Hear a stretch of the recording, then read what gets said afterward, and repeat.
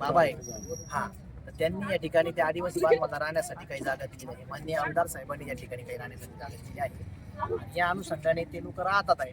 परंतु त्यांच्या राहण्याचा जाण्याचा मार्ग काही त्यातील लोकांनी या ठिकाणी रस्ता दिला पाहिजे होता. जुना यांच्या म्हणण्याप्रमाणे जुना रस्ता आहे, ठीक आहे किंवा असेल किंवा नसेल हा विषय नंतरचा आहे.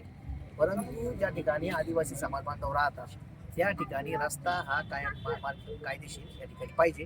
आणि दुसरा मुद्दा असा आहे की महाराज्य स्व अभियान जी योजना चालू आहे त्या प्रत्येक क्षेत्रात उदाहरण रस्ता खुले करण्याबाबत, तर या योजनेच्या अनुषंगाने मी यांना सांगितलंय की ते रस्ता खुले करून द्यावे लवकर, अन्यथा आम्हाला उपोषणाचा फैसला घ्यावा लागेल. या ठिकाणी काही आदिवासी महिला पण आलेल्या आहेत, तर त्यांना पण विचार करू.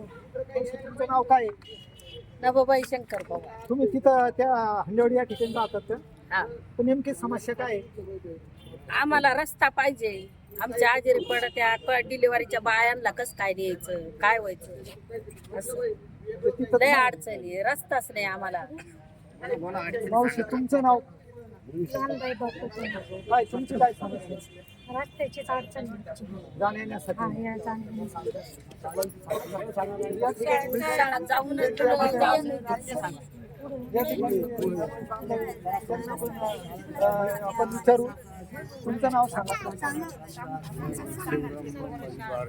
हा, तर नेमकी काय समस्या आहे? नेमकी समस्या मला क्षेत्र नाही, लोक शेतात जाण्याला अडवत.